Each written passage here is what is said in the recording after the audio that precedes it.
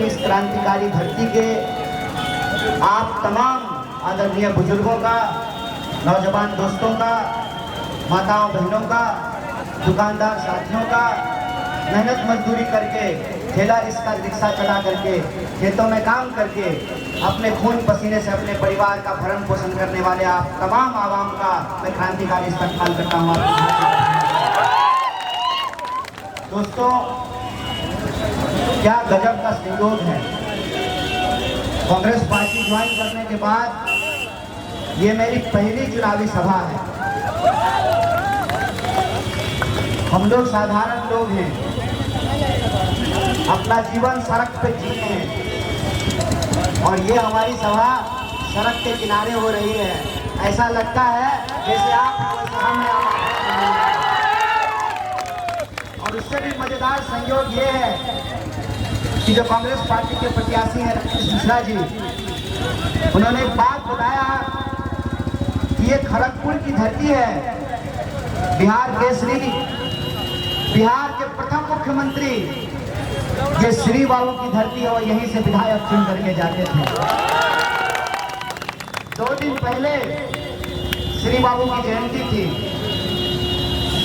कुछ कारणों से कल हम लोगों का स्वागत समारोह था। हमारे साथ जिग्नेश और हार्दिक भी आए थे। उन्होंने आप लोगों से क्षमा मांगा है, अन्य राज्यों में व्यस्तता होने के चलते वो आपके बीच नहीं आ पाए। उस स्वागत समारोह के मौके पर हम लोगों ने महान क्रांतिकारी अशफाक उल्लाह खान को याद किया है। कल उनकी भी जयंती थी। श्री बाबू की जयंती मनाने के बाद, अशफाक उल्लाह खान की जयंती मनाने के बाद श्री बाबू की धरती पर हम चुनावी सभा करने आए हैं। तो ये सिर्फ चुनाव नहीं है हमारे लिए एक संकल्प है। और वो संकल्प क्या है कि हम समाज में एक मुकम्मल एकता चाहते हैं। हम नहीं चाहते हैं कि जिसके चलते हमको 200 साल तक अंग्रेजों की गुलामी करनी पड़ी, वो नीति आज फिर से हमारे ऊपर थोपी जाए। हम नहीं चाहते हैं कि तिलक लगाने वाला और टोपी लगाने वाले को आपस में लड़ा करके इस देश की संपत्ति को खो दिया। इसीलिए हम आपके बीच में आए हैं। चुनाव में आप वोट किसको देंगे ये आपका निर्णय है, लेकिन जब आप वोट देने जाइएगा तो कुछ चीजों को हमको याद रखने की जरूरत है। पहली बात, जो हमको वोट देने का अधिकार मिला है, मंदिर में जाने वाला, खेत में जाने वाला, मस्जिद में जाने वाला, दुकान में जाने वाला, टाटा पे बैठ करके जो लोग जा रहे हैं, फॉर्चूनर पे जो घूमने वाले लोग हैं, सबका वोट बराबर है कि नहीं है? ऐसे ही मिल गया है। उसके लिए श्री बाबू को जो है त्याग नहीं करना पड़ा, उसके लिए मौलाना मजरूल हक को नहीं लड़ना पड़ा, उसके लिए जगदेव प्रसाद को कुर्बानी नहीं देनी पड़ी, उसके लिए कर्पूरी ठाकुर को अपना जीवन नहीं न्यौछावर करना पड़ा।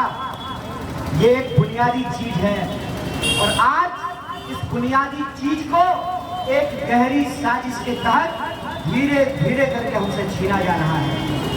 आप सोच करके बताइए, चुनाव हो रहा है ना, देश का मुस्तकबिल लिखा जाएगा ना, राज्य का मुस्तकबिल लिखा जाएगा ना, आपके क्षेत्र का भविष्य तय होना है ना।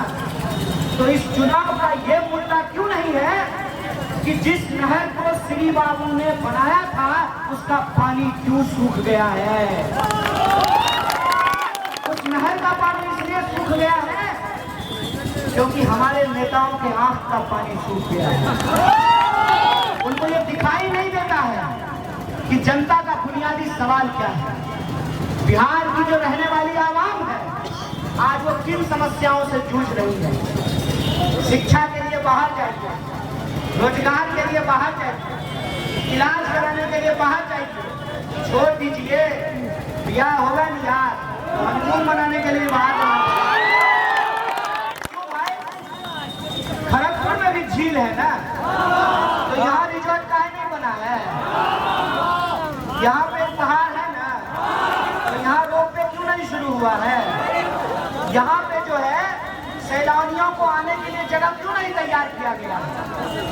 उस मित्र नाम के एक व्यक्ति ने किताब लिखी है, रुकता पुर, हिंदी में है, पढ़ लीजिएगा, कि बिहार की गाड़ी जिसको कहा जाता है कि डबल इंजन लगा हुआ है, वो रुक गया है।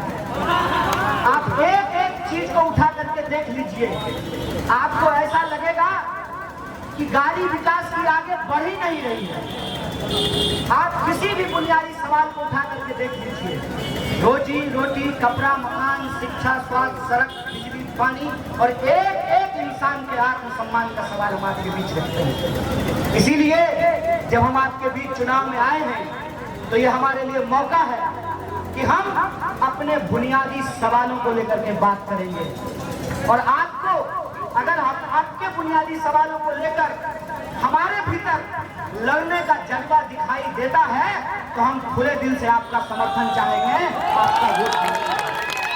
और किसी ऐसे व्यक्ति के लिए नहीं मांग रहे हैं। आपको मालूम है कि हमारे प्रत्याशी लंदन से चल करके तारापुर आए हैं, यहीं पैदा हुए हैं, लेकिन पढ़ने के लिए लंदन गए हैं। लोग बिहार से जब जाते हैं तो वापस नहीं आते हैं।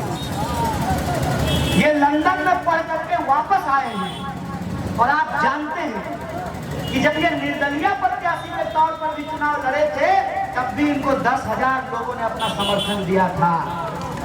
आप जानते हैं कि आज के जमाने में जब हर चीज खरीदा और बेचा जाता है उस वक्त सेवा का दायित्व अगर कोई उठा रहा है तो उसका मनोबल हमको बढ़ाना चाहिए। जो लड़कियों की शिक्षा के लिए काम कर रहा हो, जो नौजवानों के लिए कंप्यूटर की व्यवस्था कर रहा हो, जो बुजुर्गों का इलाज कराता हो, अगर उस हाथ को हम मजबूत नहीं करेंगे तो समाज के भीतर सेवा को जो सबसे बड़ा धर्म माना गया है उस धर्म के साथ हम भीतर घात करेंगे। इसीलिए हम आपसे ये आग्रह करने के लिए आए हैं, इधर उधर की बात सोचने की जरूरत नहीं है। किसी को अगर लगता है कि कांग्रेस पार्टी के बिना कुछ हो सकता है तो उनको शायद दही जमाना नहीं आता है। दही जमाने के लिए जोरन का जरूरत होता है, नहीं होता है। बिहार में अगर बदलाव चाहिए, सरकार अगर बदलनी है तो कांग्रेस पार्टी जोरन है, तभी दही जमेगा। ये सच आप तमाम लोगों को मालूम है। इसीलिए लोकतंत्र की मजबूती इस बात पर निर्भर करती है कि आपके पास ज्यादा से ज्यादा विकल्प हो। याद कीजिए, जब सबसे पहले मोबाइल आया तो BSNL का सिम मिलता था। बड़का बड़का लोग के पास मोबाइल होता था, बेल्ट में बांध के घूमते थे। आने का भी पैसा लगता था और जाने का भी पैसा लगता था। फिर अलग अलग कंपनी आई, कंपनी के बीच में कंपटीशन हुआ और सिम बेचने वाला सिम तो फ्री में देता ही था, चाय भी पिलाता था। याद है ना? फिर क्या हुआ? फिर कर दो दुनिया मुट्ठी में, जियो का धन धनाधन होने लगा। और जियो के धन धनाधन होने के चक्कर में देखिए BSNL समाप्त, दूसरी कंपनियां समाप्त। तो कितना में रिचार्ज कराते हो दोस्त? 600। बताइए 1500 जिसका आमदनी हो परिवार का, अब 5 गो सदस्य हो तो 5 गो मोबाइल रख पाएगा? कैसे होगा वीडियो कॉल? इसीलिए समाज में अगर राजनीति में बहुत सारे विकल्प नहीं होते हैं तो सत्ता मगरूर हो जाती है। और सत्ता को अगर सही जगह पे रखना है तो जैसे गाय को मुखारी नहीं लगाना पड़ता है, वैसे भी सत्ता को कंट्रोल में रखने के लिए मजबूत विपक्ष का जरूरत है। हम उस पार्टी का झंडा थामे हैं जिसके लिए हम ये बात गर्व से बोल सकते हैं कि उस पार्टी ने समाज के सभी तबकों को लेकर के चला है।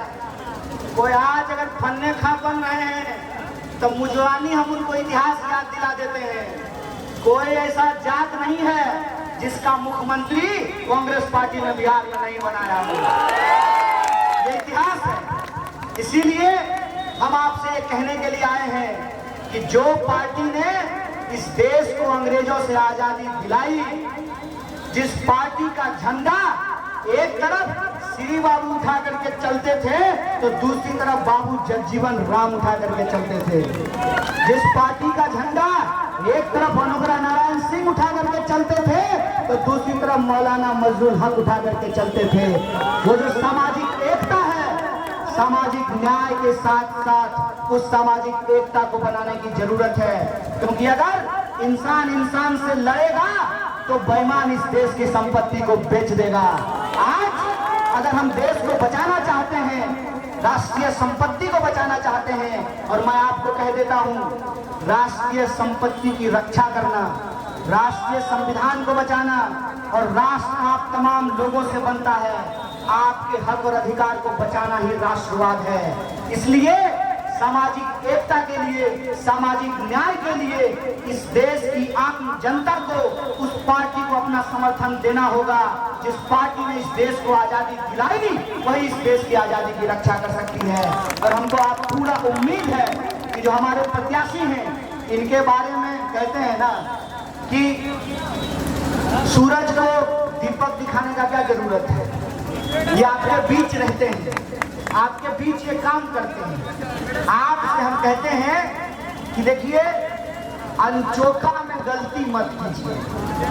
सड़क जब पार कर रहे हैं ना तो पार कर जाइए, अब बीच में जा करके अगर हुचकुचा जाइएगा तो एक्सीडेंट होने का खतरा रहता है। इसलिए हुचकुचाना नहीं है, सीधा सीधा आर पार की इस लड़ाई में एक तरफ रघुपति राघव राजा राम, पतित पावन सीताराम, ईश्वर अल्लाह तेरो नाम, सबको सन्मति दे भगवान, उसको मानने वाले लोग हैं, और दूसरी तरफ समाज को जात और धर्म में बांटने वाले लोग हैं। अगर आप सामाजिक एकता के लिए और सामाजिक न्याय के लिए प्रतिबद्ध हैं तो आपको कांग्रेस पार्टी को अपना समर्थन देना होगा।